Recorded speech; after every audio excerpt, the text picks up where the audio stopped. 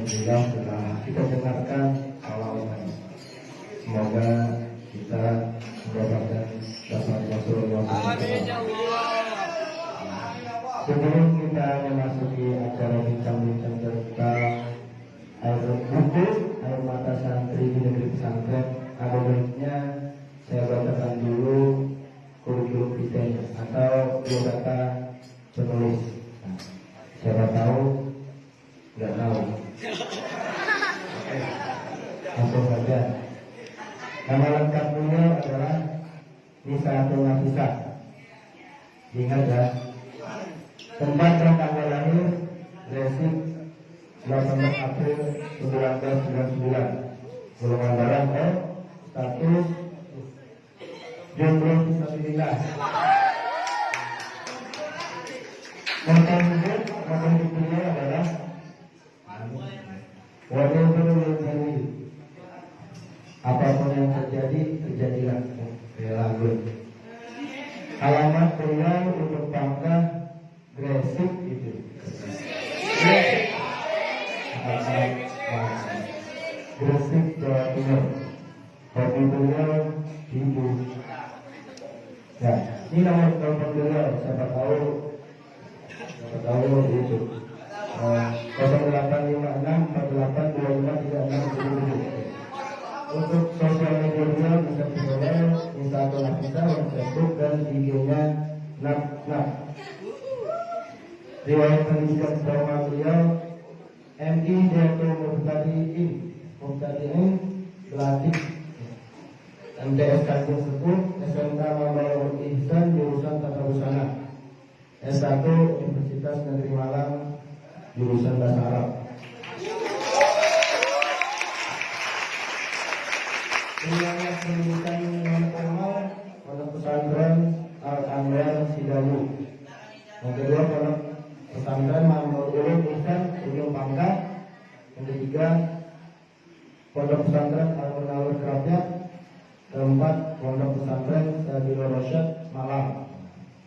Di antara pengalaman organisasinya ada banyak, jadi beberapa yang saya sebutkan. Ketua Seminar Nasional Bahasa Arab Mahasiswa tahun 2018, Koordinator Bahasa Arab Arabia tahun 2018, Koordinator Keamanan Pondok Pesantren Putri Sabilur Rasyad Malang 2018 sampai 2020, Ketua Multimedia Putri PT Sabilur Rasyad Malang, dan yang terakhir itu tim Mas Abah Haji Marzuki Mustafa.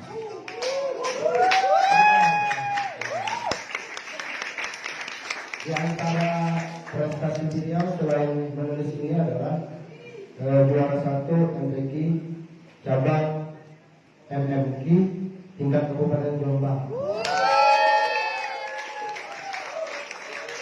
Nah, jadi itu sekedar perkenalan penulis. Singkat waktu mungkin langsung saja kita berikan waktu kepada penulis, jadi biar bisa membagikan kisah-kisahnya kenapa gitu tertarik untuk menulis dan bagaimana cara memulai menulis. Mungkin itu saja kepada Mbak Nisa yang bisa kami persilakan. Cek. Jadi untuk malam ini terima kasih atas pertanyaannya. Yang pertama tadi pertanyaan mengenai kenapa saya tertarik untuk menulis.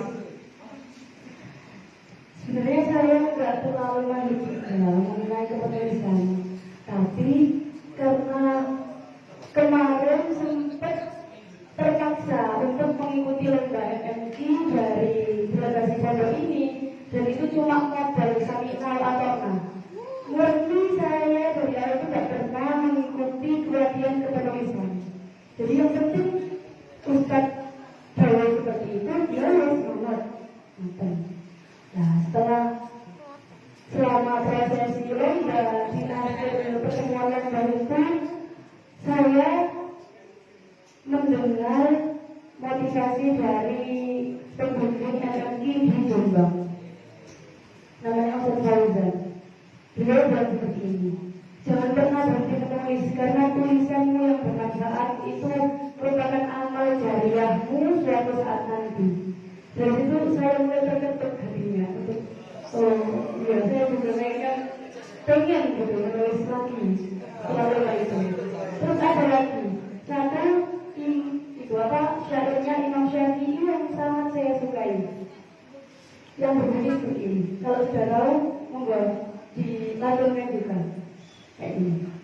Al-ilmu shaybu wal kitabatu qaiduhu qaidu suyudaka fil jibali suwatiqah.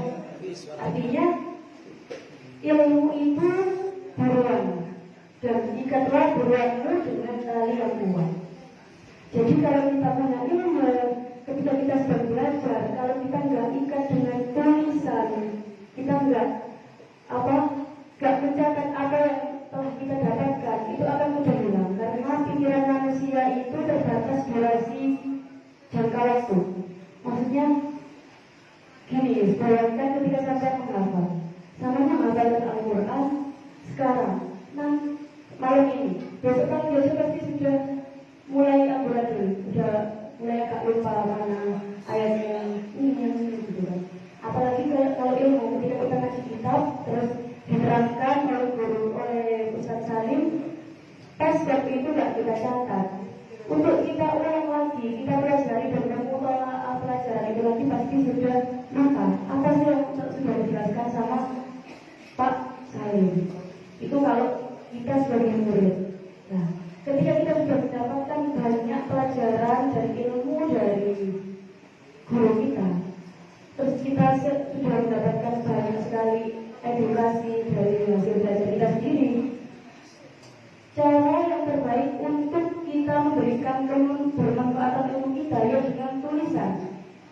Jadi gini, santri ya tugasnya itu nantinya ketika sudah keluar dari pondok pesantren berdakwah. Nah, berdakwah itu ada tiga. Ada dakwah dengan bilhal, bilkolam, sama bilisan. Kalau sampean bilisan dulu. Kalau sampean nggak bisa berdakwah dengan lisan, maka dakwah dengan tulisan. Kalau sampean nggak bisa berdakwah dengan tulisan, ya berdakwah dengan sampai yang dimulai dari ibdah bin nafsik, dimulai dari diri sampean sendiri terlebih dahulu. Jadi contohkan hal-hal yang baik. Kalau sampai sebagai santri, dia memberikan contoh yang baik kepada para santri lainnya dengan cara mengikuti peraturan yang ada. Itu motivasi saya untuk menulis. Jadi dimulai dari itu. Sebenarnya dulu saya juga nggak berkelutut di dunia kepenulisan, tapi dulu ketika saya SMK sempat namanya santri ya, kan nggak bawa HP di pondok. Jadi ketika saya resah atau gelisah itu saya biasanya nulis puisi. Dan puisi saya dulu sudah sekitar 3 buku. Tapi kan gitu, tulisannya harus ngawur-ngawur. Ketika ada hujan ya saya nulis tentang hujan, kenapa kau datang, kayak gitu. Terus bahkan ketika ada abu vulkanik, masih ingat nggak dulu pernah, kalau nggak salah 2017 ada abu vulkanik, itu saya tulis juga. Abu vulkanik, kamu telah mengenai kayak gitulah pokoknya. Terus kalau nanti itu ada apa saja saya tuliskan, tapi bentuknya puisi. Soalnya saya memang suka sastra. Terus setelah di kampus saya sudah nggak berkuliah di dunia penulisan. Ya gitu. Terus ketika sampai di sini mulai himmah, semangat untuk menulis lagi itu ya hasil dari itu samina wa atau namanya pentingnya santri menjadi seorang yang samina wa atau itu menjadi seperti itu. Bisa nggak bisa yang penting melakukan. Jadi ini nah, terus kenapa ada saya nulis judul air mata santri di negeri pesantren? Kenapa kok enggak air mata kunci di negeri pesantren? Kan yang tinggal di pesantren bukan hanya santri, ada kunci-kunci juga. Nah, kayak gini, saya menuliskan, jadi cara menulis termudah adalah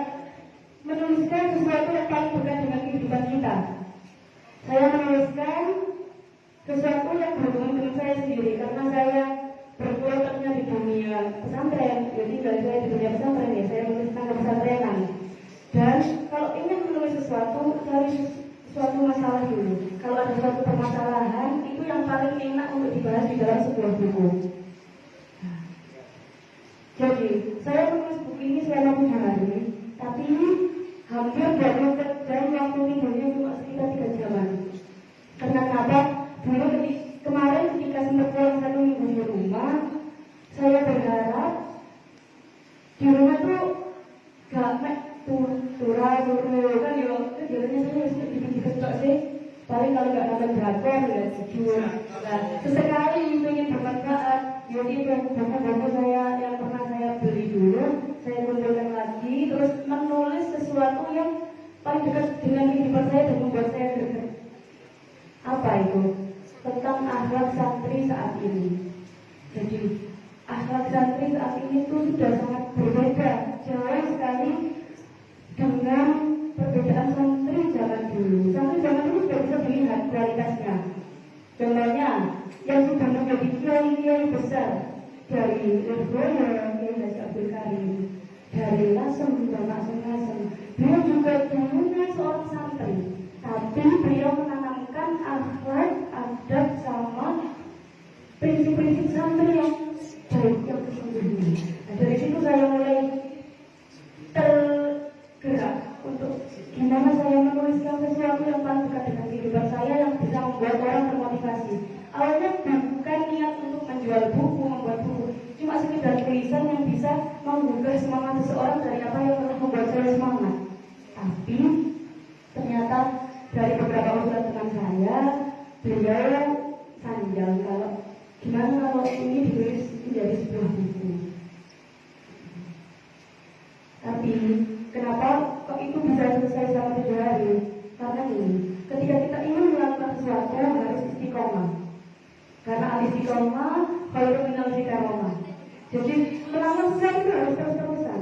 Di jam itu harus jam itu. Nah, saya punya timing keeper, punya target untuk gimana caranya bisa selesai selama 7 hari. Meskipun nantinya kalau ditanya capek, ya capek. Nggak ada usaha yang tidak capek. Tapi ya gitu, ingat tujuan awal. Kalau kita dihubungkan dengan hafalan Quran di sini, tujuan sama awal di sini apa? Hafalan Quran jelas itu. Yang ditata targetnya sampai untuk hafalan Al-Quran. Nah kalau dalam dunia kepenulisan, kalau sama ingin selesai menulis, jadi kata sama istiqomah kuncinya.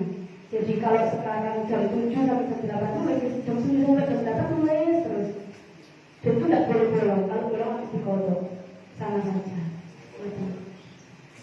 Ada dengan pertanyaannya?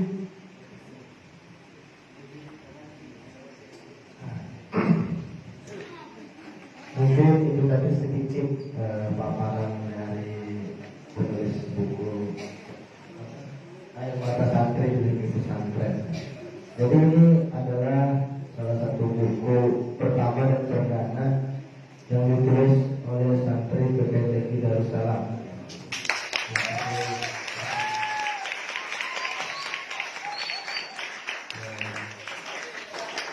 Mungkin ada beberapa yang bertanya gitu kan.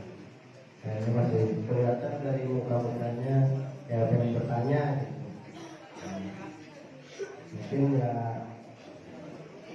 berapa orang.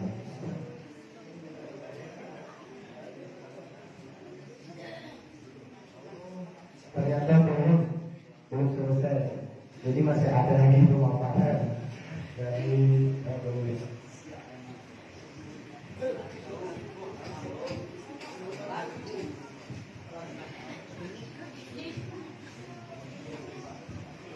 Oke. Jadi Mbak Nafisa akan melanjutkan sedikit mengenai isi dalam hukum.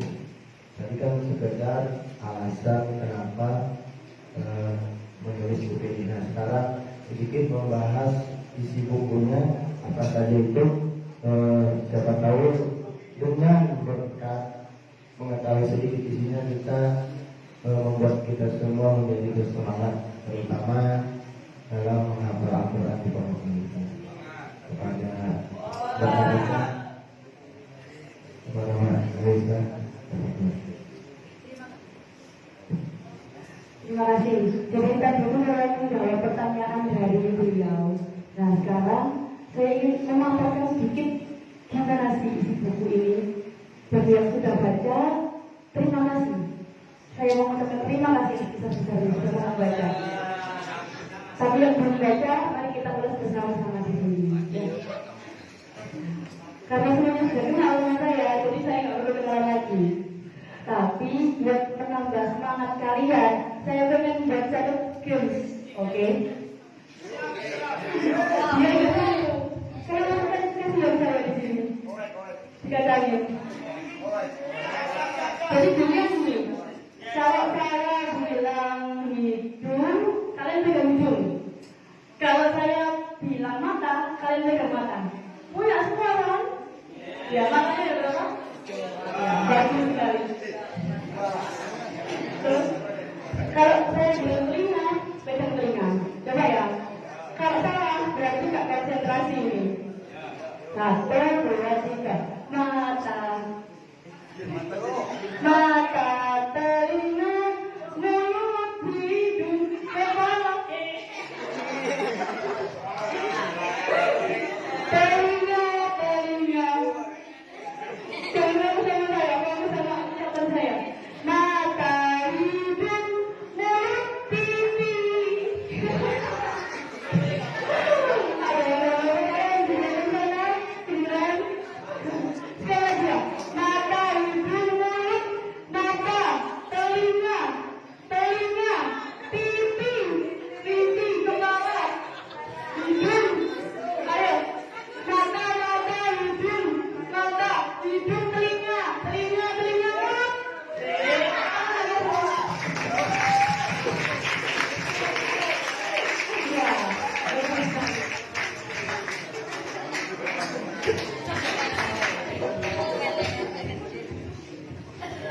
Langsung masuk ke inti dari buku ini aja ya.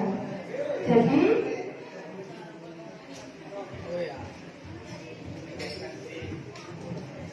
judulnya adalah Air Mata Santri di Negeri Pesantren. Dan neneng karena ada besarnya. Yang pertama menjadi santri.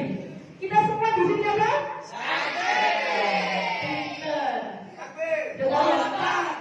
Sudah tahu berarti? Betul tidak perlu jelaskan. Apa sih santri itu? Apa santri? Sabar mengantri, ada yang bilang kayak gitu. Ya benar, sabar mengantri. Kita benar juga harus sabar mengantri.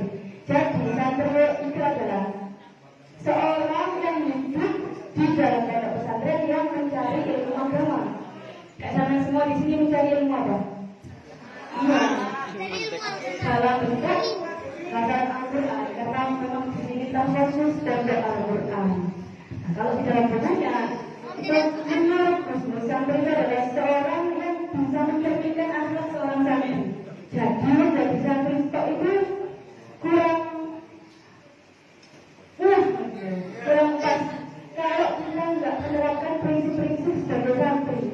Kan gini, kita nggak sekarang yang pondok pesantren, tapi ketika nanti kita sudah mulai dari pondok pesantren, kita dijat sebagai orang yang lulusan pondok pesantren. Yang dilihat itu bukan kepintaran kita, bukan nilai kita 100 atau berapa, bukan seberapa cepat kita hafal, tapi bagaimana unggah-ungguh kita ke masyarakat. Nah, itu semua dilakukan di pesantren melalui adab sama akhlak. Makanya kenapa saya tulis di buku ini. Nah, itu santri itu. Jadi kita menjadi santri juga harus menerapkan dan mengaku prinsip. Aku harus menjadi orang yang berakhlak. Aku harus menjadi orang yang beradab. Biar aku nantinya punya kualitas ketika sudah keluar dari pondok pesantren. Biar ada gunanya kita di sini. Soalnya gini, kemanfaatan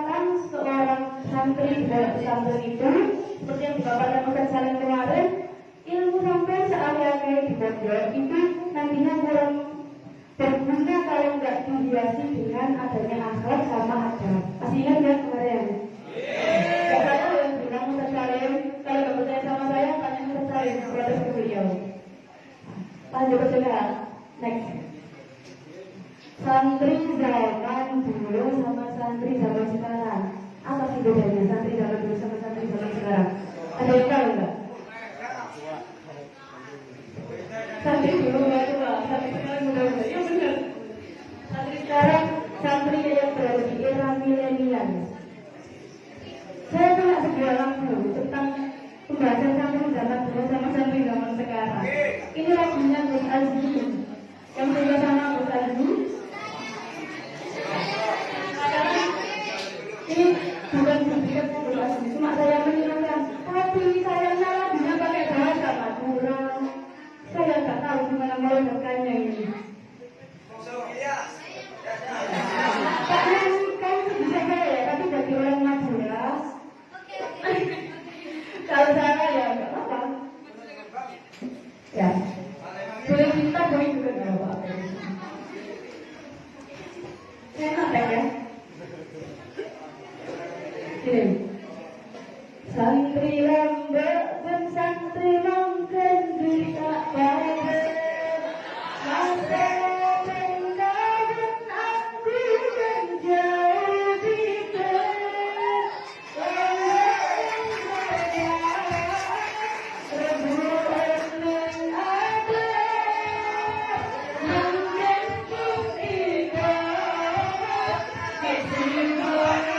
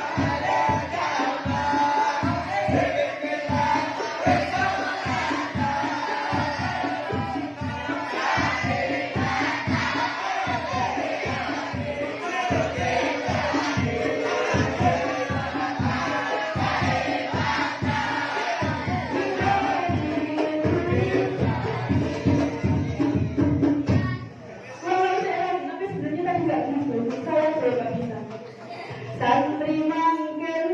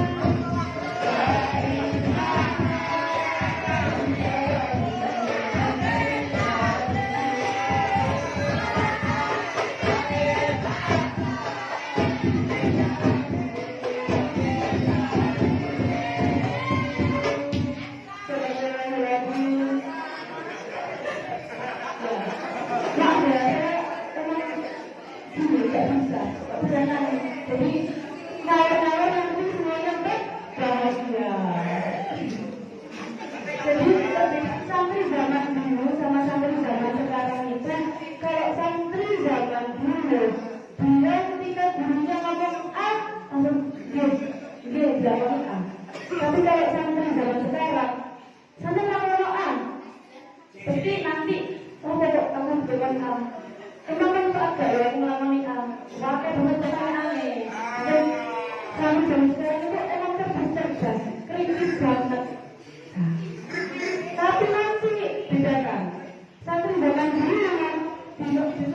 ngurungin ayam disuruh nyebrang, disuruh nyebrang. Iya, satu geng bagus sekali. Nah, itu langsung dia tanda pikir panjang. Tapi kalau sekarang pasti nanti pikir mikir dulu. Saya udah jajan ganteng-ganteng banyak disuruh masuk sapi tank. Ya nanti tingkat kegantengan saya berkurang 70%. Kan sebenarnya kami dulu zaman sekarang itu saya pikir seperti itu. Sama santri zaman dulu orang tuanya itu pasrah 100% kepada kiai. Diapakan saja saya. Pak Ilahi. Tapi kalau santri zaman sekarang, anaknya sedikit aja langsung dilaporkan polisi. Anaknya dirasain penjara langsung, ya semua yang masih bayar. Mulai tak kenal ini. Nah, itu bedanya santri zaman dulu sama santri zaman sekarang. Sebenarnya kita bisa mengambil dari kaji. Sayangnya, enggak pakai sayang. Kita tidak bisa bertanya kepada orang yang Madura, masih bisa paham artinya apa. Kita sudah kebaikan ini. Negeri Al-Quran atau pesantren. Ini sebenarnya negeri pertama di Indonesia itu adalah negeri Al-Quran. Jadi kenapa kok namanya negeri Al-Quran? Karena Al-Quran itu merupakan kurikulum yang paten di pesantren. Gak ada satu pesantren yang tidak mempelajari atau mengkaji Al-Quran. Betul nggak? Makanya ini tak namanya Al-Quran, tapi kenapa kok berubah menjadi pesantren? Karena dengan beberapa masukan dari sepuh-sepuh itu baiknya diganti pakai pesantren saja. Terus ketika sudah saya pertimbangkan matang-matang, ya sudah saya ganti menjadi pesantren. Nah, apa sih negeri Al-Quran itu? Apa sih pesantren itu? Jadi ketika kita mempelajari Al-Quran di pesantren, meskipun tidak konsensus dari Al-Quran, kita itu harus totalitas dalam mempelajari Al-Quran. Kenapa? Karena Al-Quran itu adalah living mukjizat yang diturunkan kepada Kanjeng Nabi. Yang mana Al-Quran itu sendiri adalah akhlaknya Nabi. Jadi ketika kita ingin mengenal Nabi, yang mana sekarang kita tidak bisa bertemu dengan Nabi, kita bisa mengkajinya di dalam Al-Quran. Jadi Al-Quran itu ketika kita mengkajinya, kita juga sekaligus harus memahami apa sih pesan dan makna dari Al-Quran yang ingin disampaikan kepada kita. Nah, makanya apalagi kalian semua orang di sini termasuk orang yang sudah berjuang untuk Al-Quran, untuk perjuangan dengan Al-Quran. Jadi untuk menjadi kekasih Al-Quran, itu juga harus diterapkan bagaimana cara-cara menjaga Al-Quran. Apa saja yang membuat Al-Quran sembrono? Karena gini, Al-Quran itu diibaratkan seperti wanita. Dia itu mudah cemburu, gak mau dibuangkan, dan kalau dibuang bisa jadi akan menghilang. Betul gak? Ya emang, ada juga bisa yang sudah kita petik hikmahnya dari kisah tersebut. Next.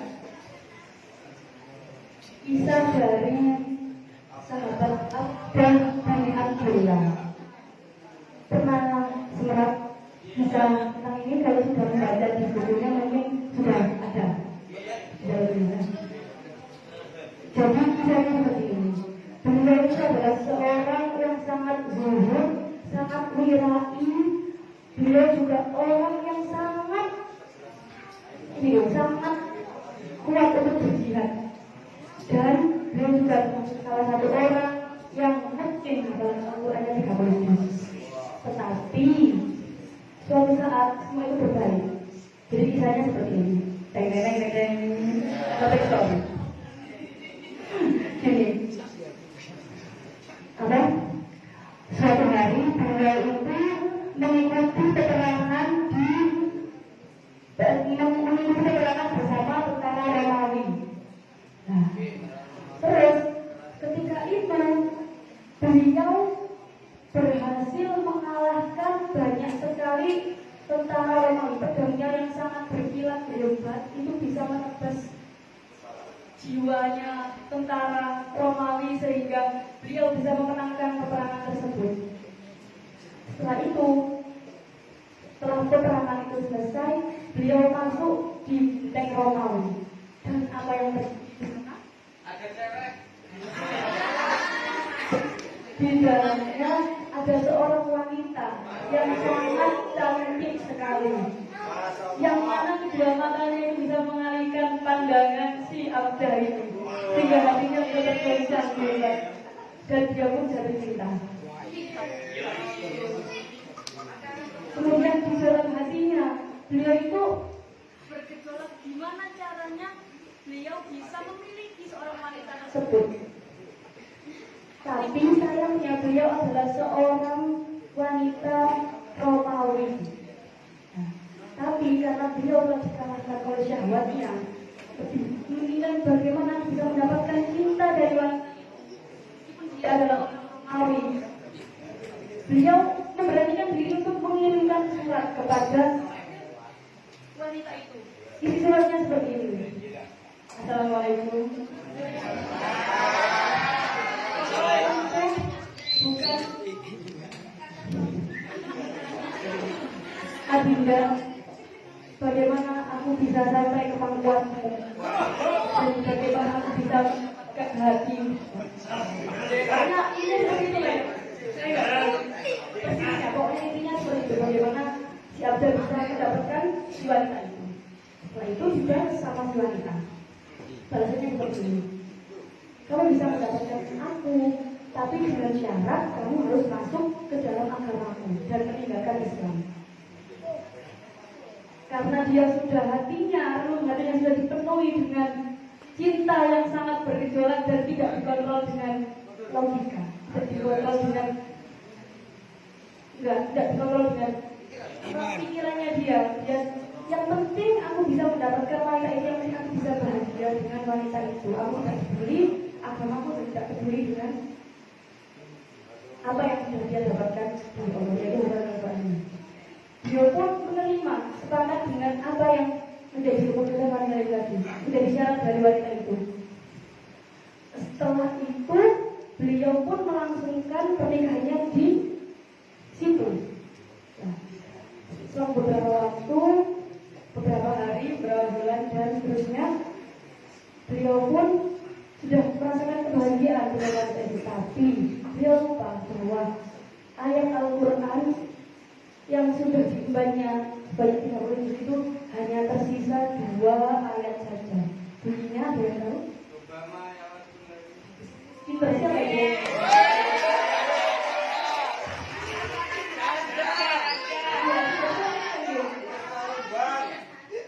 Bunyinya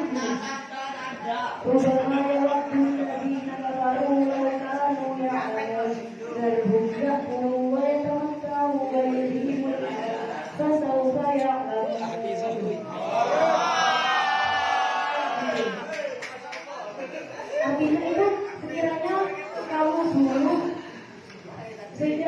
dulu menjadi kafir dan kamu itu bagaimana lagi nakal baru lalu kamu sekiranya kamu dulu telah menginginkan apa yang telah dia telah menginginkan, terus kamu telah menjadi seorang muslim. Lalu biarkanlah kamu itu memakan dan bersenang-senang dan telah dilalaikan dengan anak-anak kamu. Intinya seperti itu. Mungkin kalian yang bisa ya. Saya harus dulu apa ya. Nah, intinya itu dari ayat yang beliau ingat, cuma 2 ayat itu adalah sebagai hujah dan peringatan dari Allah bahwasanya beliau telah dilalaikan oleh angan-angan kosong dalam dirinya. Beliau telah dilenakan oleh seorang wanita yang itu hanyalah hal tentang keduniaan. Tapi beliau lupa bahwasanya nantinya yang terkekal adalah sebenarnya adalah Al-Quran dan akhiratnya. Jadi kita sebagai penghafal Al-Quran dijogo, artinya dijogo sembarang kali sampai waktunya kita, biar nantinya kita tidak terjerumus seperti itu tadi. Meskipun nggak semuanya orang mengambil manfaat dari cerita tadi. Oh ya, jodoh mati kan ya ditok kan, harus hidup kontak lanjut. The days with good.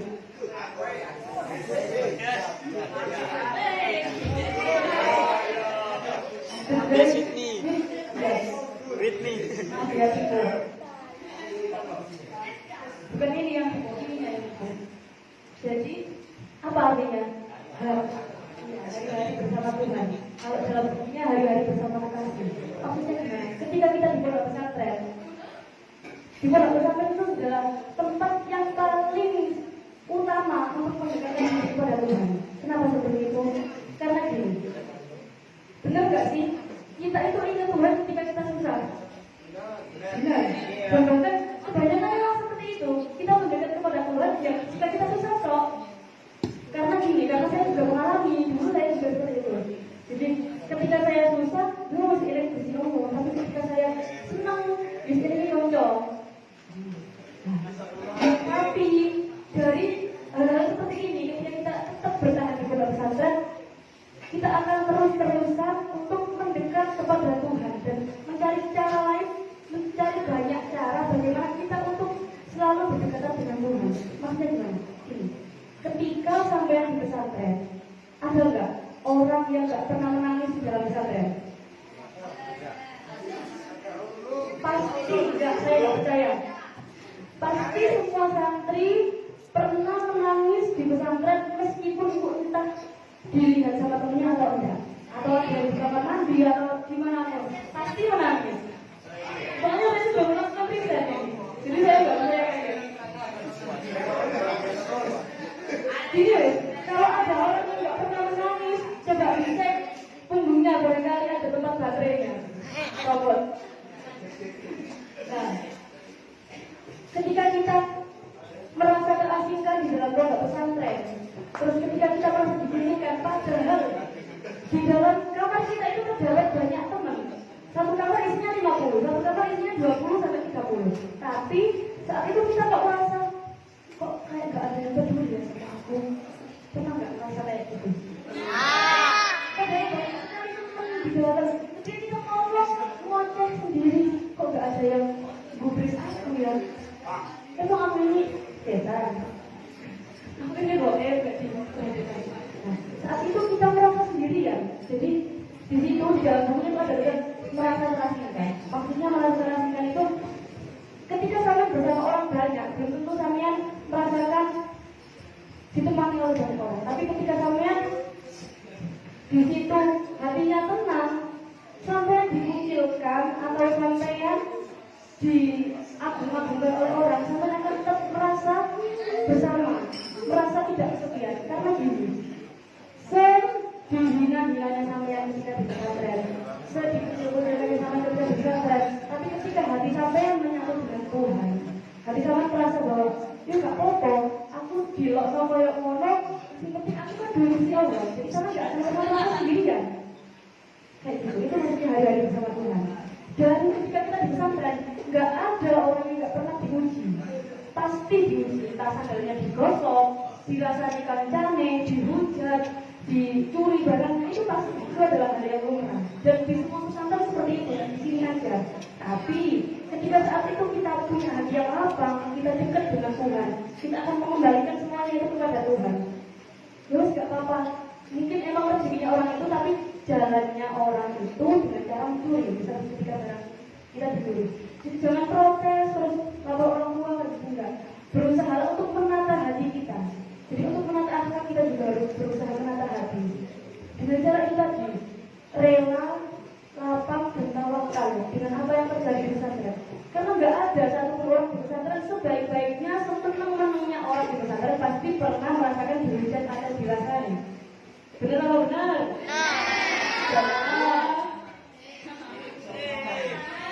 Terima kasih. Jadi emang benar seperti itu. Yang penting selalu berhubunganlah dengan Tuhan setiap hari. Kalau bisa selalu berpikir, karena dengan itu kita akan selalu ingat Allah dimanapun dan kapanpun. Tadi kita di sini sudah diijazahi sama Asyari, terus baca salawat, terus baca istighfar, itu adalah sebuah mutiara yang sangat bagus sekali untuk kita terapkan sehari-hari. Jadi bukan hanya 1000 salawat atau 1000 istighfar saja. Di luar itu pun kalau sama nganggur, sambil masak, sambil jalan-jalan, atau sambil ngetek video itu juga apa-apa. Tetap baca salawat sambil baca istighfar. Dan dengan itu kita akan selalu mengadakan komitmen dengan Tuhan, dan kita akan selalu merasakan ketenangan jiwa. Meskipun saat itu ada orang yang mengunjungi kita di depan kita, jadi nggak tahu mereka mengunjungi kita. So loh, yang penting aku dikasih di Allah. Jadi hari-hari bersama kan, the days with God. Lanjut, Tuhan yang pergi atau kita yang pergi?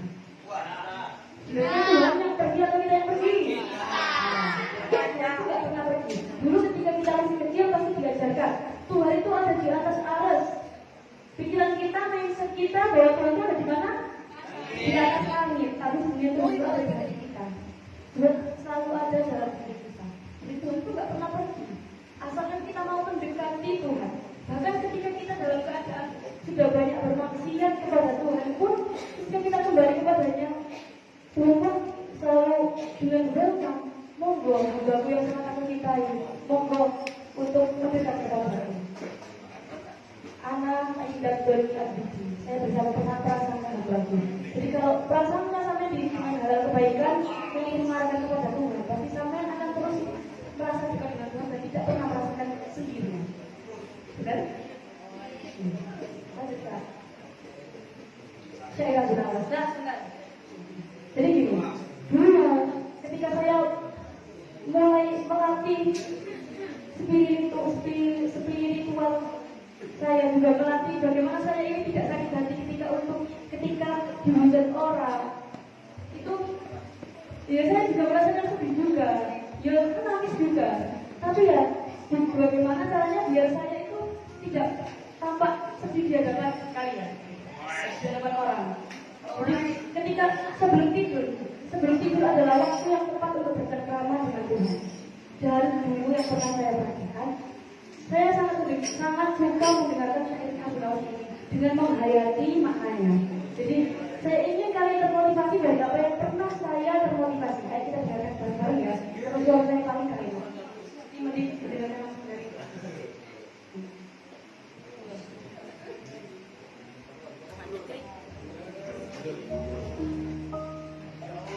renungkan.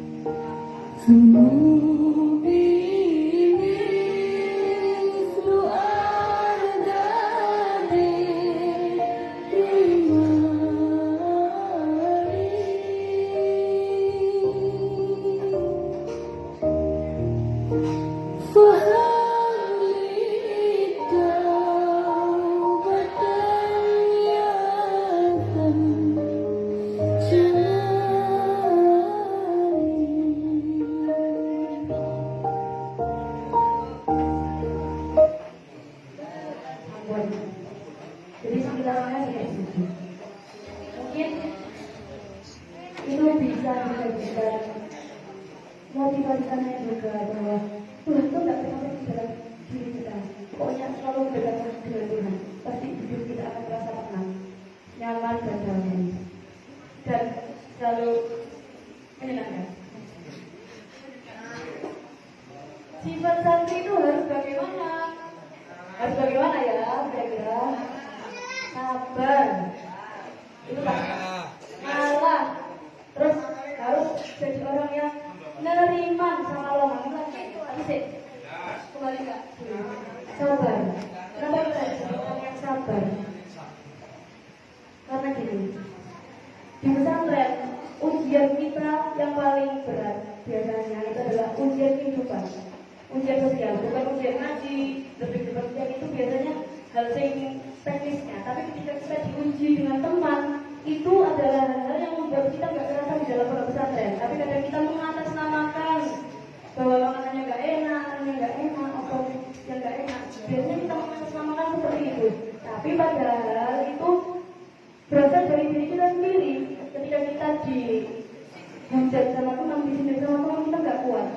Jadi kita hanya boyong. Tapi alasan-alasan yang teknis itu tadi dijadikan alasan. Ketika kita sabar, kita akan melatih spiritual kita untuk menjadi orang yang lebih kuat. Karena gini, orang yang sabar itu adalah orang yang paling kuat hidupnya, bukan orang yang berotot. Orang yang paling kuat itu. Ketika ada satu orang dihujat, terus dia nggak balas. Tapi ada satu orang lagi dihujat, dia langsung balas dengan pukulan. Sama akan lebih mengapresiasi yang mana? Lagi nurani sampean, kalau sama pakai hati nurani akan mengapresiasi yang mana? Kalau saya pribadi, saya akan mengapresiasi orang yang berani sabar. Sebab kenapa? Dia berani menahan dirinya untuk tidak membalas. Sebab gini, kalau mata dibalas dengan mata, maka akan buta. Maka dari itu, kalau ada orang yang memberikan kita hujatan, maka balaslah dengan kebaikan. Dulu saya sering sekali bertanya sama bapak saya kayak gini. Dulu kan saya juga nggak kerasa juga di pondok, tapi nggak di sini. Dulu ketika masih SMK, ketika saya nggak kerasa, saya langsung sambat. Pak kalau nggak kerasa, kalau pengen boyong. Soalnya kalau di lokno pulau, saya dihina sama teman saya. Dihina secara langsung di depan mata juga pernah. Dihina dengan cara sing joker lagi pernah. Nah, tapi jawaban bapak saya selalu kayak gini. Ketika ada orang yang memberikan sampean api, jangan dibalas dengan api, tapi balaslah dengan air. Saya pada saat itu nggak nutup pikiran saya, masih kecil dia ngomong kayak gitu. Tapi saya ingat kata-kata bapak saya. Terus bapak saya masih gini juga. Nek sampean di lokal sampean, kayak orang jajan. Bapak nggak nutup lagi pikiran saya. Masa orang yang tidak mungkin kita kasih jajan? Ya kok enak kan? Gitu. Tapi kalau bapak bisa ngomong jajan, ini buat teman-teman sampean yang sudah menghina sampean. Katanya bapak menguji mentalnya sampean, kuat apa enggak? Jujur saat itu pikiran saya benar-benar gak mau menerima itu, tapi karena emang itu perintah dari bapak, yang tak kasihkan gitu aja sama teman-teman tadi. Kok dilarang orang yang sudah menghujat saya itu ketika saya kasih jajan malah bisa lebih akrab lagi, bahkan menjadi orang di garda depan yang menjadi teman saya sampai sekarang. Jadi kita nggak tahu dari cara mana kita akan mempunyai sahabat atau teman. Yang penting itu dibagi bunyi seperti apapun, kebaikan dengan kebaikan dia diperlakukan seperti apapun dalam teman kita, kalau bisa kita berbuat baik kepada dia. Ada satu pesan yang disampaikan di dalam Matius, di dalam kitab Injil. Kenapa saya sampaikan ini? Biasakan wawasan itu bebas juga, belajar bareng lah. Nah, karena kita Injil juga diturunkan kepada Nabi Isa, jadi Nabi Isa diajari kayak gini sama Gusti Allah. Kalau kamu ditampar pipi kananmu, maka berikan sekalian pipi kirimu. Nah, kalau orang zaman sekarang ditampar pipi kanan, balas nampar pipi kanan bisa. Tapi perintahnya Allah sama Nabi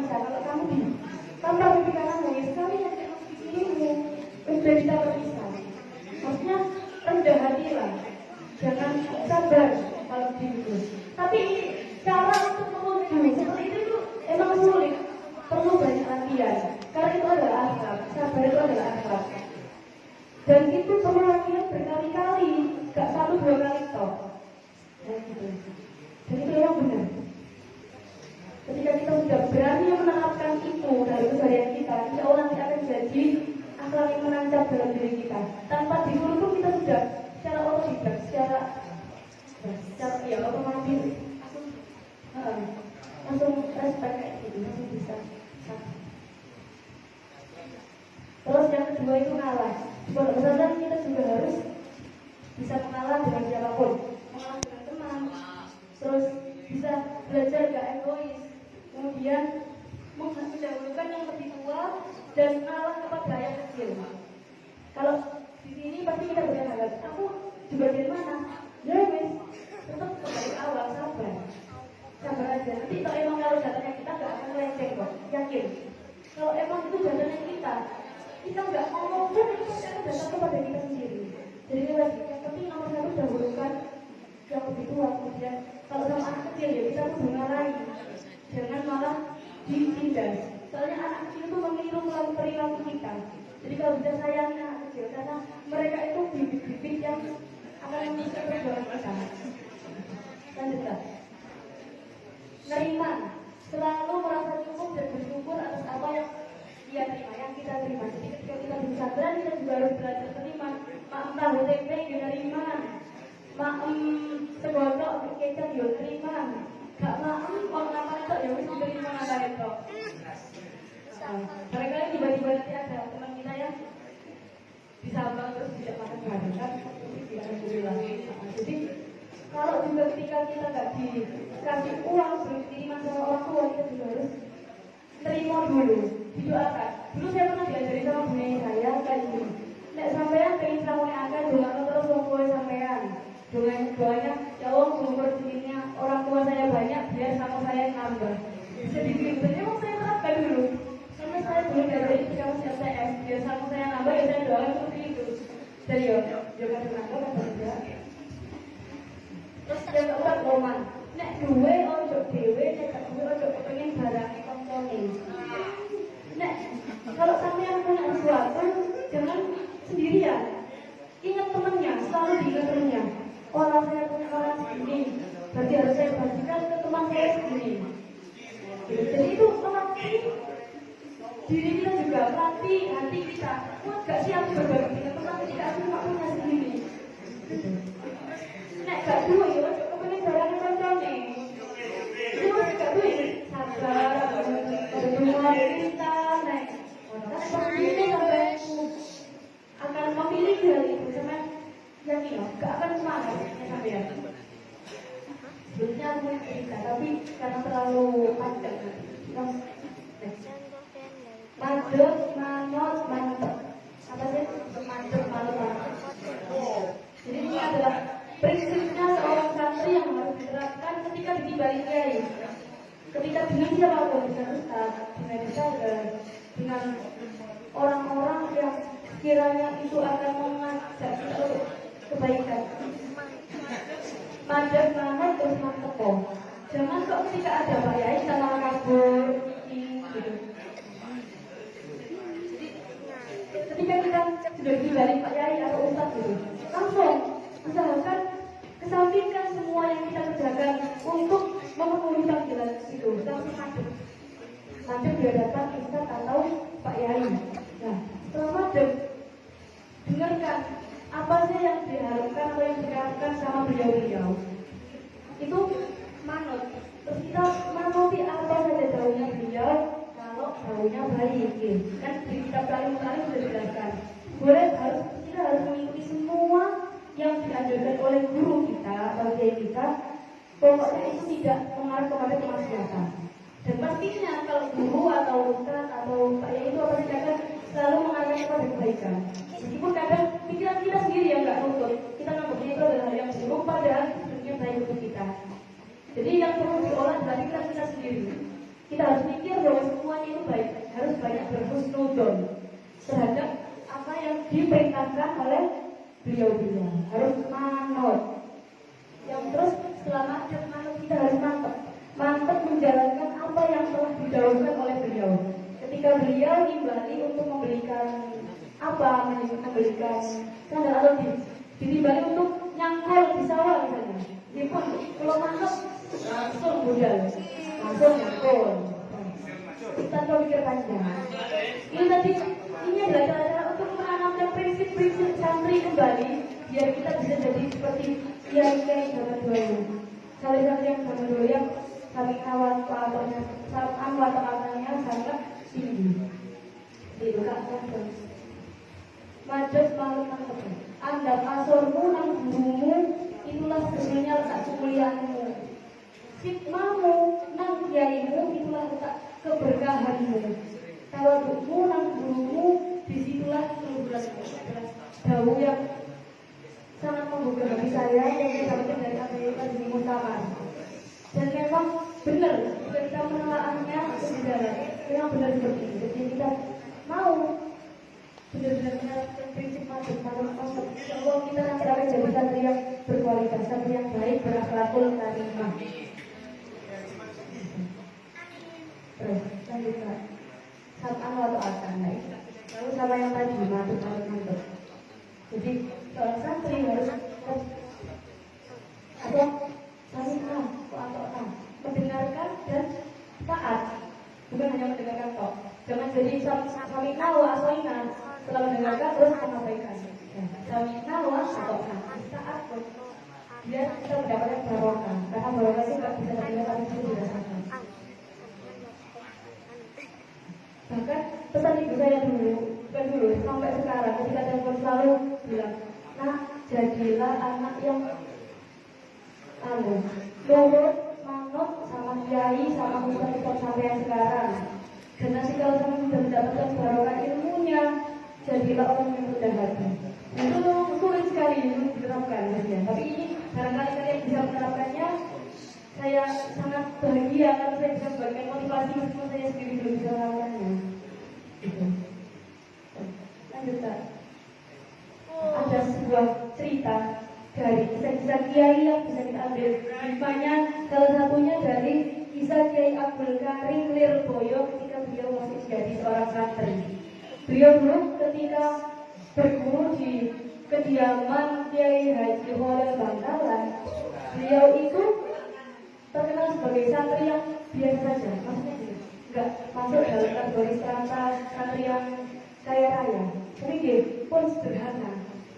Beliau itu dikenal dengan nama Manap dari Magelang. Suatu saat ketika liburan, beliau menghabiskan waktunya untuk ke sawah dengan menanam padi, karena beliau tidak punya sangu untuk menghidupi dirinya di dalam pesantren. Jadi beliau menyambi dengan ke sawah untuk menanam padi. Suatu ketika padinya itu sudah waktunya panen, beliau mendapatkan hasil dari panen tersebut sekitar 2 karung beras. 2 karung padi.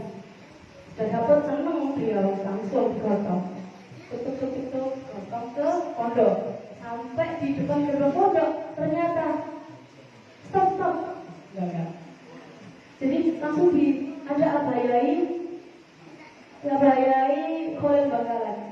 Ada Kiai Haji Khalil Bangkalan yang menghadap beliau di depan gerbang. Beliau sanjang kayak ini. Dengan bahasa isyarat beliau bilang, "Nak mana? Ayamku loh, lesu." Kayak gitu. Dari situ kita harus belajar bahwa kita juga harus memahami isyarat-isyarat yang disampaikan oleh kiai. Karena kadang ada seorang kiai itu yang menyampaikan pesan kepada santrinya tidak secara gamblang, tapi dengan cara-cara kiasan seperti tadi. Nak mana? Ayamku lesu. Sampai ada apa?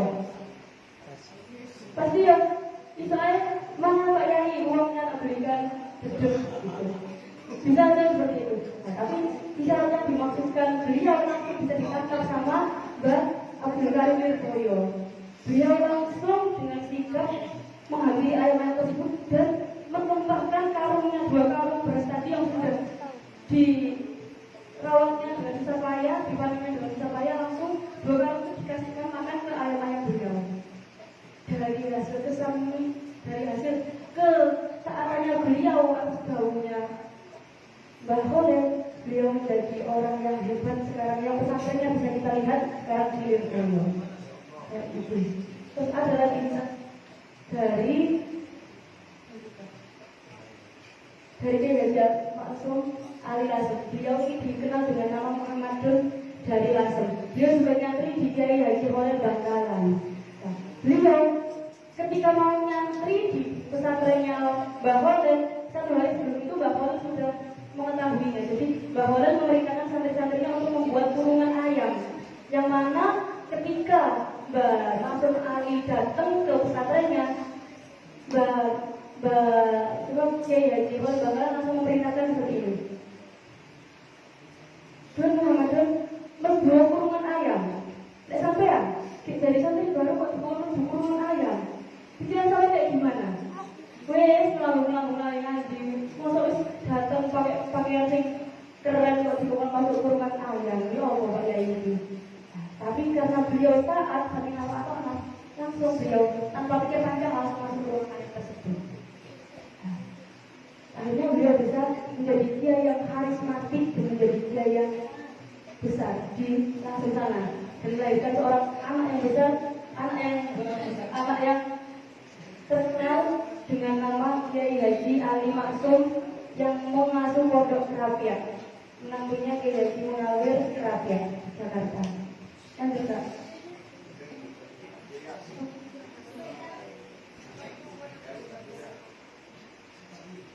Ini bisa dibaca di rumahnya karena waktunya sudah mau habis.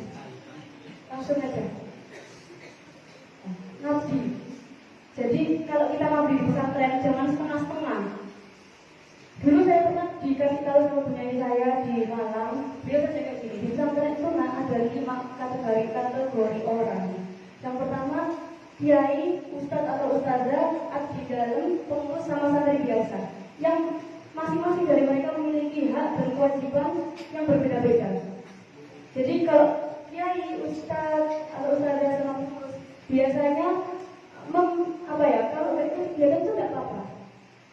Tapi ketika menjalankan tugasnya kayak gitu. Terus kalau santri biasa ngabdinya dengan cara ngaji dan manut peraturan, seandainya beliau seperti itu. Tapi kalau pengurus ngabdinya sesuai dengan passionnya. Kalau dari pengurus kebersihan ya ngabdinya di bidang kebersihan. Tapi ketika tidak sedang bersih-bersih ya tetap mengikuti kegiatan. Kayak gitu kata beliau. Terus kalau abdinya ketika ada tamu di dalamnya dia ingin ikut menyuguhkan makanan, terus ikut mencucikan bajunya beliau dan lain sebagainya. Tapi ketika nggak bertugas dia ikut mengikuti kegiatan kayak gitu. Tapi kalau santri biasa tugasnya begitu, ngaji sama manut peraturan. Itulah cara ngabdinya santri. Kalau kiai sama ustaz atau ustazah itu tergantung mereka. Biasanya beliau-beliau itu diberikan kebebasan atau untuk menjalankan bagaimana beliau menjalankan hak-haknya sebagai kewajibannya sebagai ustaz atau kiai. Karena kan kiai itu ada ranahnya itu nggak hanya di pesantren, bahkan di luar pesantren atau di masyarakat luas. Nah, ini untuk membuat pandangan saja. Karena yang saya lihat di sini banyak anak yang ngiren-ngiren, gampang iri sama ini sama ini. Jadi untuk membuat pandangan bukan di sini saja, di semua pesantren juga diterapkan seperti ini kok. Ada beberapa hal yang mau dimaksud dari pengasuh. Kalau memang dia melakukan hal yang nilainya kebaikan, kan bisa. Banyak santri yang hanya fokus ngaji, tapi sangat sulit mencari santri yang mau ngaji sambil ngaji. Nah, kebanyakan santri sekarang memang seperti itu. Jadi mayoritas, bukan semua, tapi mayoritas dari yang saya teliti itu orang santri sekarang ketika mondok ya mengikuti kurikulum saja. Kalau di pondok kita yang penting saya atau kitab ini sehatan masuk boyong. Kalau di pondok Al-Quran biasanya saya fokusnya di tolok terus sehatan masuk boyong.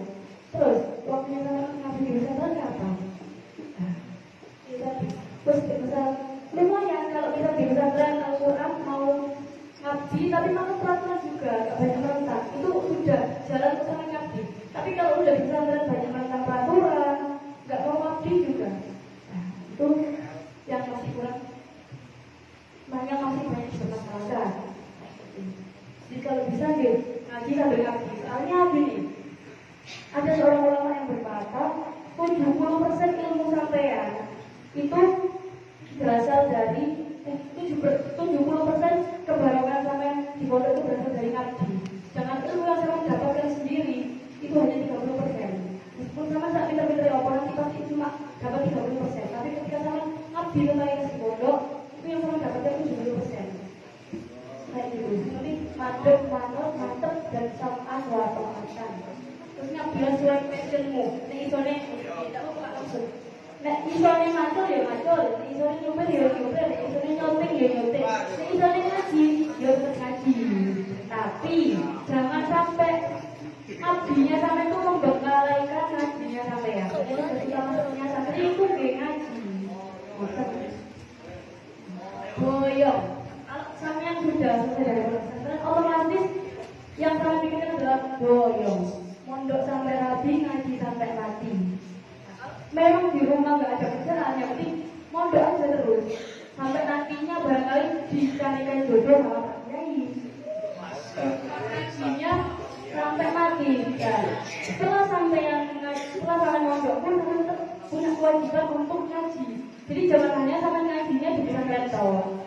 Ketika sudah keluar dari pondok, sampai juga bertugas punya kewajiban untuk ngaji. Kita ngaji di Kiai kampung atau ngaji. Santri kudu iso dadi paku. Ini adalah salah satu dawuhnya Kiai Haji Abdul Karim Wirboyo, yang mana seorang santri itu bisa merekatkan kalau diberkat sebagai paku, santri itu bisa merekatkan bangunan rumah, yang mana kayu-kayu yang membujur ada yang ke atas, ada yang ke samping itu bisa direkatkan oleh satu paku. Dan paku itu biasanya tidak terlihat, tapi dia bisa merekatkan bangunan yang kokoh. Begitu juga seorang santri, sampai harus bisa berani tidak terlihat, tapi bisa memberikan kemanfaatan. Berani tapi di belakang layar, meskipun nantinya tidak dinilai oleh banyak orang. Itu santri. Lanjut. Carilah pasangan yang takut kepada Allah. Itu tadi. Ya kalau nanti bagi santri-santri yang setelah ini pengen langsung menikah, mungkin carilah pasangan yang takut kepada Allah. Karena kalau dia takut sama Allah, dia pasti akan memuliakan sampean. Sampai dalam keadaan marah pun dia akan marah dengan cara yang bijaksana, tidak akan semena-mena, tidak akan menyakiti sampean. Terus pasangan yang punya adab sama akhlak. Jadi ketika seorang punya adab, terlalu pasangan kalian punya akhlak, nanti ketika sampean tinggalkan ia di dalam rumah, sama gak akan khawatir, tidak melenceng-lenceng kemana-mana, karena dia sudah bisa membentengi dirinya sendiri. Tapi ketika pasangan sampean cuma sang TikTok, tapi gak dihiasi dengan adab sama akhlak, bisa jadi kita sampai tinggal keluar, dia juga keluar. Gitu. Tetaplah ngaji walau sudah boyong, meskipun nantinya sama sudah boyong, jangan lupa ngaji. Nah, ini syukron jazilan.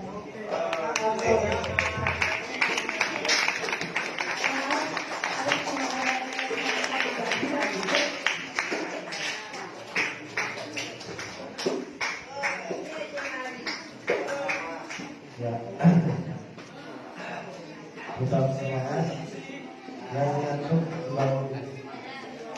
Semangat dulu lah. Oh, saya nggak bermain juga. Oke, biar nggak ngantuk.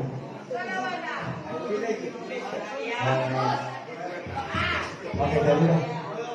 Lupa permainannya apa? Karena apa namanya? Waktunya udah agak malam, tengah malam gitu. Jadi, untuk pertanyaan mungkin nanti bisa dipertanyakan kembali lewat lewat IG atau sosial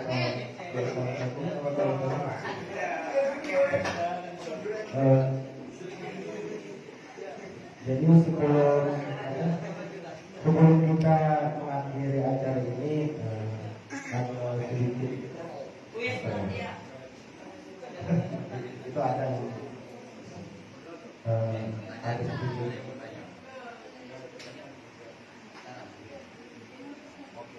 karena Ustaz sudah memberi perintah kita apa ada Oke, kita kasih satu aja bagi yang ingin bertanya gitu karena waktunya sudah agak mepet. Monggo, siapa yang ingin bertanya? Putra atau putri?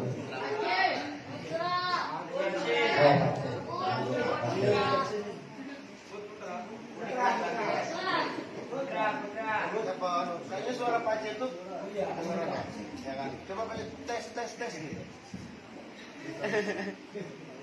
Tes aja ya.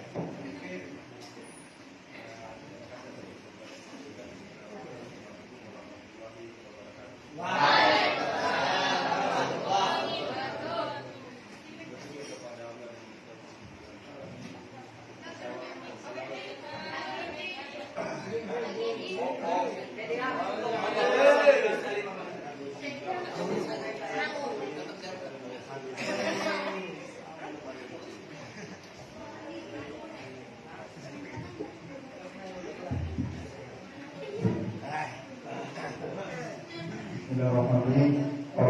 Rabbi sadri wa yassir li amri wahlul 'uqdatam min lisani yafqahu qawli.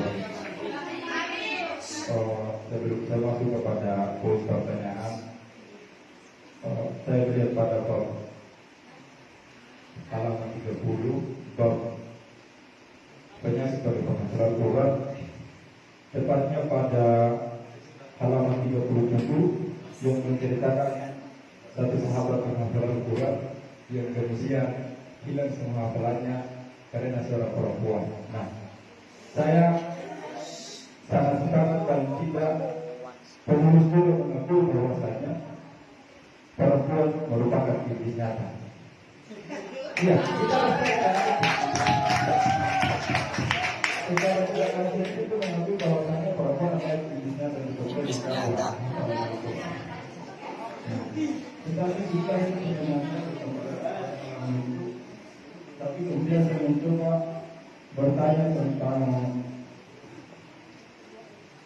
penjelasan yang ada pada halaman 49 terkait dengan adab dan akhlak santai. Yang saya tanyakan di sini, seberapa pentingnya si akhlak dan adab itu sehingga penulis mencoba untuk kemudian saya lihat dalam penjelasan itu sangat menekan sekali untuk masalah akhlak dan juga ada tentang santai.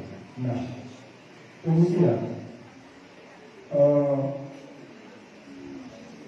masuk pada halaman 151 menjelaskan tentang ini bukan pertanyaan saya pada halaman 49 tadi, tapi untuk usulan saya ketika memang pada halaman 49 dijelaskan tentang adab dan akhlak santai, alangkah bagusnya ketika halaman 151 itu dituangkan pada bab sesudahnya itu.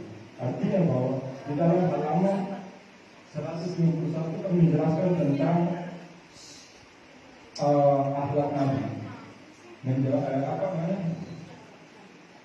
akhlak Nabi. Nah, jadi secara tidak langsung nanti pada bab penjelasan tentang adab dan akhlak santai akan terjawab di situ pada halaman 151. Jadi itu saran saya itu. Namun tadi pertanyaan saya ada pada halaman 49 dari seberapa pentingnya akhlak dan adab bagi santri sampai di dalam hadis itu sangat ditekan sekali dan kemudian harus lebih mengedepankan tentang akhlak dan adab. Terima kasih, mungkin itu dari saya. Akhir kata silakan.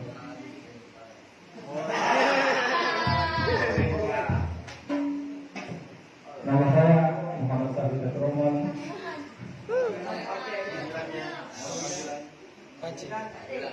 Nama saya Muhammad Sabit Roman, biasa dipanggil Pace. Aslinya saya dari Maluku, tapi karena lama di Papua makanya dipanggil Pace.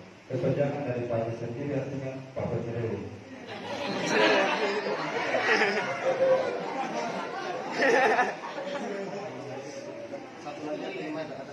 Kami itu saja saya tanyakan kepada Nabi Sallallahu Alaihi Wasallam. Bila tapi hidayah.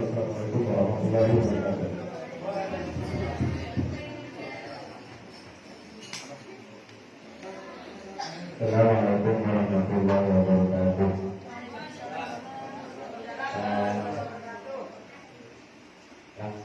Tadi Pak C nanya, Pak C lebih ke Nama dulu, perkenalkan nama dulu.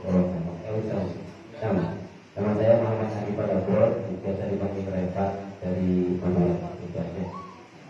Tadi Pak C lebih ke isi bukunya, soalnya saya sekarang lebih ke bagaimana santri ini ada dampak di sini, bagaimana hasil dari malam ini santri ada semangat berliterasi.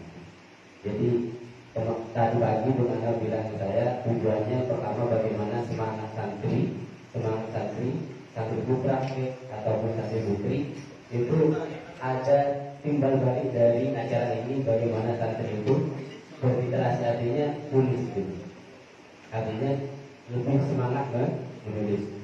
Makanya sampai-sampai kan di surah apa itu? Bagi pena dan apa ya mereka itu isi. Allah bersumpah itu begitu. Bahkan gak apa-apa saya menjelaskan sedikit ya.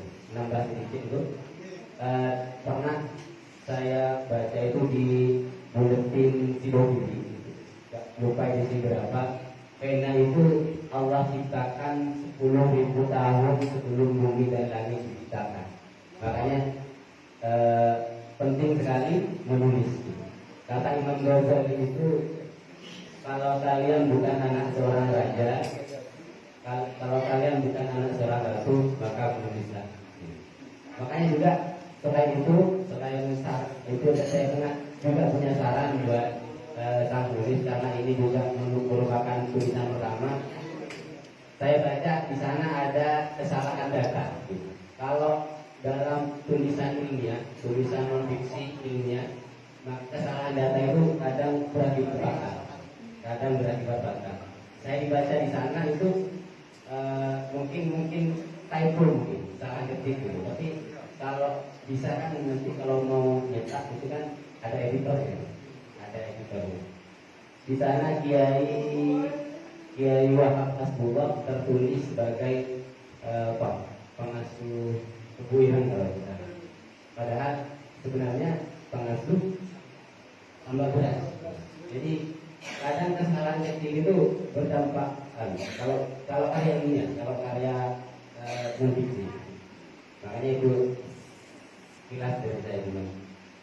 Dari saya mungkin itu saja sarannya, itu saja. Nanti kalau mau cetakan kedua mungkin direvisi kembali di dalamnya untuk tadi penjelasannya semuanya gamblang, eksplisit juga. Sebenarnya ada paradoksnya juga hilang, mungkin juga penulisnya juga tahu. Akhiran dari saya, syukran jazilan. Wassalamualaikum warahmatullahi wabarakatuh.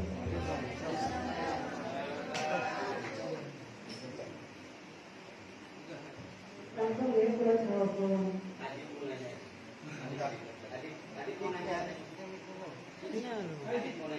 Mulai lagi. Kita nggak lagi.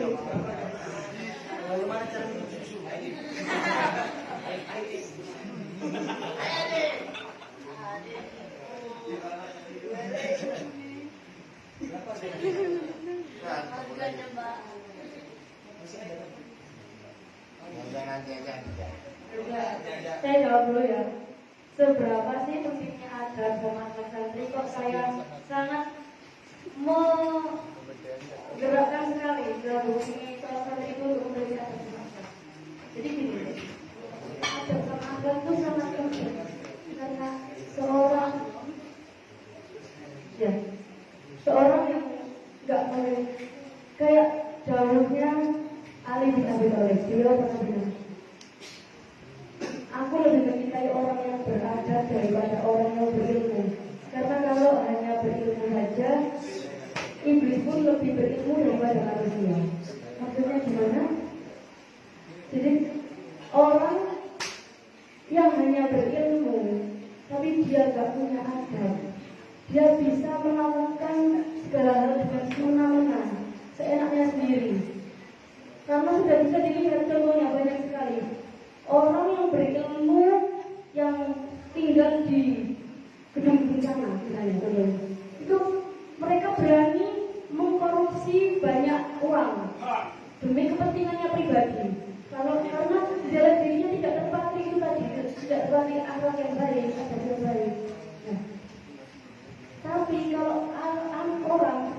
ajar sama ajar. Contohnya lagi, meskipun pun juga diundang kayak Gus Dur, beliau kan juga alumni pondok pesantren, yang sudah jelas sangat ilmuannya dan sudah pastinya diajarkan cara berakhlak. Beliau bisa menjadi pemimpin yang luas, fleksibel dan tidak mementingkan dirinya sendiri. Berarti beliau juga orang yang berilmu. Terus kalau kita mengembalikannya kepada awal mula Nabi Adam diciptakan, Nabi Adam itu diciptakan ketika beliau diperkenalkan kepada iblis, dan iblis itu bersujud kepada Nabi Adam. Iblis bilang, "Oh, Adam itu loh diciptakan dari tanah, sedangkan aku diciptakan dari api. Masa aku disuruh bersujud kepada sesuatu yang diciptakan dari tanah? Kan ya lebih baik aku." Dari situ Gusti Allah itu langsung duka, langsung marah karena ketidakpatuhannya iblis untuk disuruh sujud kepada Adam. Di situ mulai terlihat bahwa akhlak itu sangat perlu. Bahkan kalau kita nggak menerapkan itu juga akan mengundang murkanya Allah. Kalau kita mengambil contoh di iblis tadi, iblis yang disuruh sujud itu aja loh, nggak mau. Kan salah satu contoh akhlak itu kan juga patuh kan, nggak sombong. Tapi iblis tadi sombong, mengangkat dirinya merasa paling besar, paling mulia. Ini dia tidak mau sujud sama Adam, sama Adam. Dari situlah sudah bisa dilihat pentingnya buah akhlak. Makanya iblis disuruh untuk tinggal di neraka selama-lamanya, seperti itu. Dan kenapa saya sangat menggambarkan Adam sama akhlak dalam ini?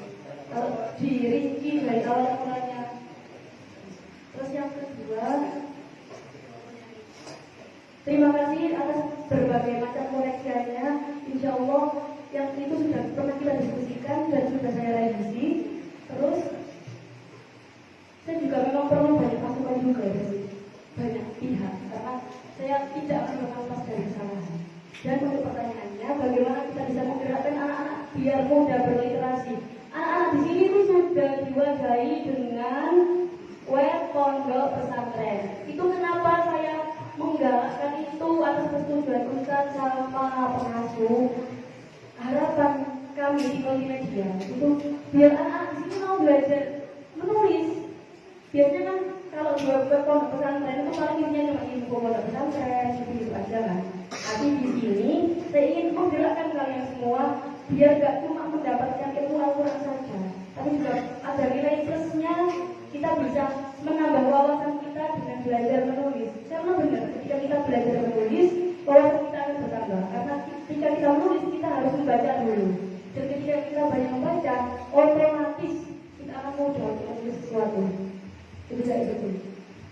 Nah, anak-anak di sini saya harapkan untuk yang mau belajar dan melatih kepenulisannya bisa mengirimkan karyanya di web pondok pesantren. Kalau yang putri melalui pulau. Kalau yang putra melalui Kang Didi. Kalau mau sama Kang Didi bisa langsung ke IG-nya BPTK Darussalam atau emailnya BPTK Darussalam. Bisa. Pokoknya jangan nunggu diobrai, harus bergerak sendiri kan ya sudah diwadahi gitu deh. Masa kok nggak mau memanfaatkan itu sebaik mungkin. Itu baru. Yang selama ini saya lihat itu yang banyak mengirimkan karya cuma putri. Putranya mana? Kok nggak kelihatan? Dan itu setelah ini saya harapkan yang putra juga mengirimkan karya-karyanya, terutama yang kemarin sudah jadi kepada saya siapa ya?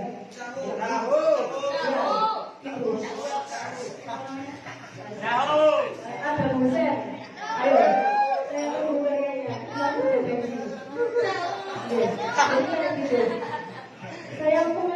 Saya berusaha untuk membangun literasi di sini, di pondok ini, dengan cara yang tadi mewadahi karya karyanya di web. Kenapa kok ditaruh di web? Biar kalian tuh semakin termotivasi dan memiliki hima, semangat untuk menulis. Kayak gitu. Bisa menulis nama Al-Quran, nama apa saja, sesuai dengan yang tadi kamu bilang gitu loh. Untuk temanya bisa lihat di pamflet. Pamfletnya dicantum di mana kalau di Buddha? Dari copot. Ya, tak apa nanti kalau sudah dicopot dipasangin lagi. Atau bisa lihat di website pondok ada kategori. Pokoknya yang bermanfaat selagi mengandung nilai manfaat, kita akan menerimanya dengan senang hati. Kita welcome dengan siapapun. Itu guys, talinya juga tersimpul dalam biar kita welcome terbuka. Oke, sampai. Pun.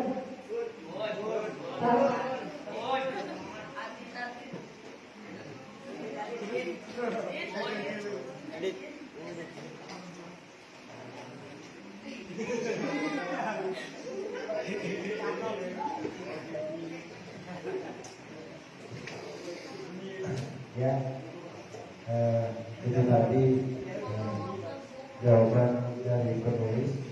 Mungkin apabila masih ada yang menjanggal, nanti bisa langsung berdiskusi sendiri bersama dengan penulis buku ini. Sebelum mengakhiri,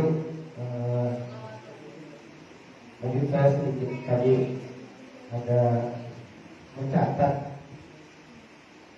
Jadi cara mencintai ilmu diantaranya adalah dengan menulis. Begitu pula dengan Al-Quran. Apabila kita mencintai Al-Quran, maka murajaahlah dan istiqomah. Dan juga tadi pesan dari Mbaknya, jangan galau dalam menghafal Al-Quran, jangan galau. Dan ternyata galau itu ada artinya. G-nya gak, A-nya always, L-nya listening, A-N, U-nya understanding of you. Artinya apa? Kalau kita galau, Tuhan selalu mendengar dan memahami kita. Jadi apabila kalian galau dalam menghafal Al-Quran, maka Allah itu selalu mendengar kita, selalu kita berdoa kepada Allah. Mungkin cukup sekian dari saya. Apabila ada kesalahan kata atau perilaku, mohon maafkan, karena kekurangan kami dari kita semua. Seterusnya Allah. Wassalamualaikum warahmatullahi wabarakatuh. Dan terakhir ada sedikit dalam dari Al-Mukarram Al-Ustaz Ahmad Hashim.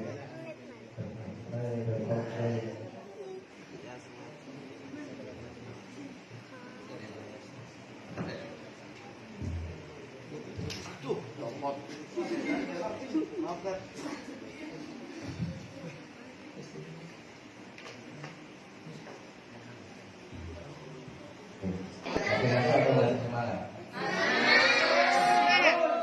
Coba tepuk tangannya dulu.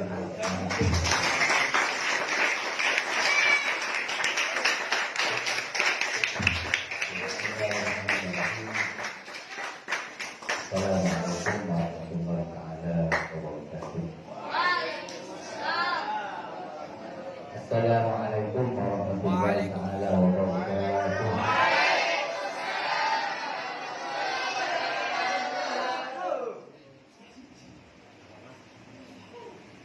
Bukan kalau tadi langsung saja di saya sebagai pembimbing sangat bangga sekali, sangat bahagia sekali dan memberi apresiasi dan penghargaan setinggi-tingginya kepada penulis yang sudah menyelesaikan karya pertamanya.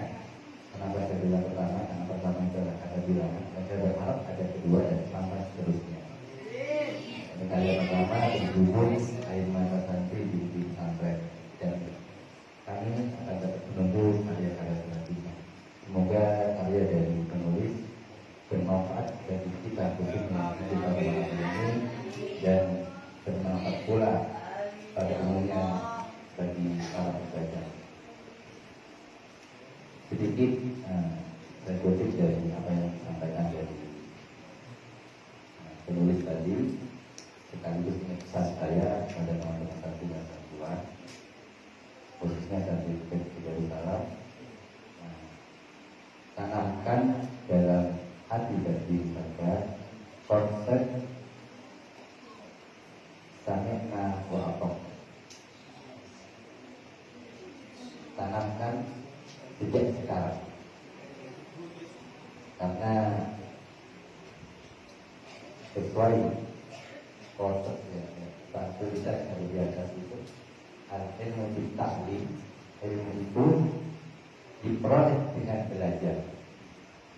Wal manfaat diperoleh, dan kemanfaatan suatu ilmu itu didapati dengan al-ilmu la yanfa' illa bita'limin, dan itu tidak akan bermanfaat kecuali taklim kepada diri sendiri.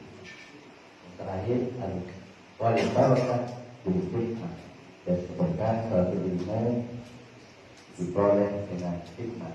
Hikmah, maka tentunya di sini adalah masalah Quran. Bentuk hikmah kita kepada agama itu dengan mengajarkan apa yang sudah dipelajari.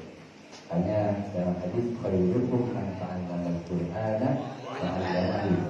Tidak hanya orang yang belajar, tapi orang yang mengajarkannya juga dimuliakan oleh Allah SWT. Terus yang kedua, ini di pesan saya di pesantren. Kalau tadi saya bicara tentang santri, ditanamkan dan digunakan adalah konsep sami'na wa ata'na. Yang kedua tentang pesantren, pesan dari saya, pesantren merupakan kehidupan sosial skala kecil, lingkup kecil, dan merupakan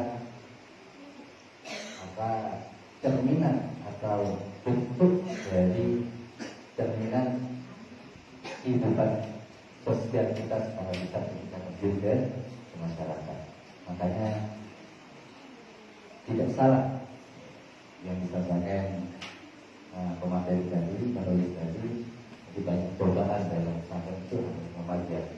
Ada yang suka mudik, ada yang suka merasakan dan segala macam, ada yang suka jahil, ada yang diskriminasi dan segala macamnya. Itu adalah suatu hal yang wajar yang ada di dalam pesantren.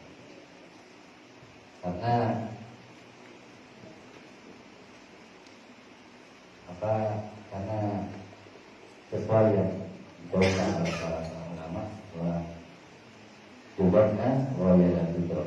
Jadi kita mengharap satu ruangan ini suka terhadap saya itu hanya sekali.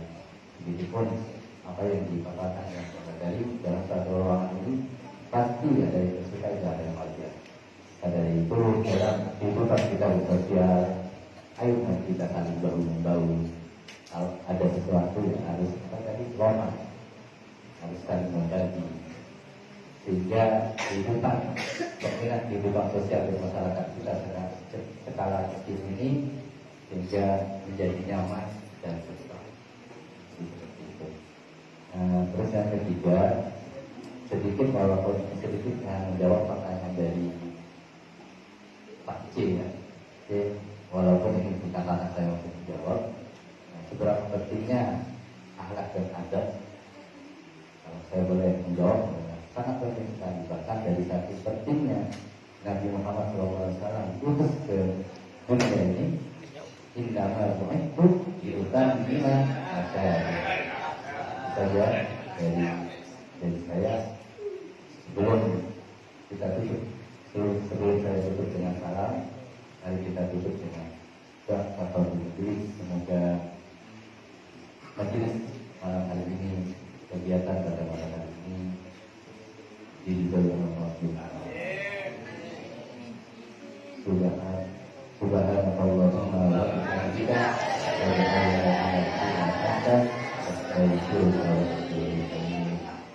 saya kurang lebih maaf, Assalamualaikum warahmatullahi wabarakatuh.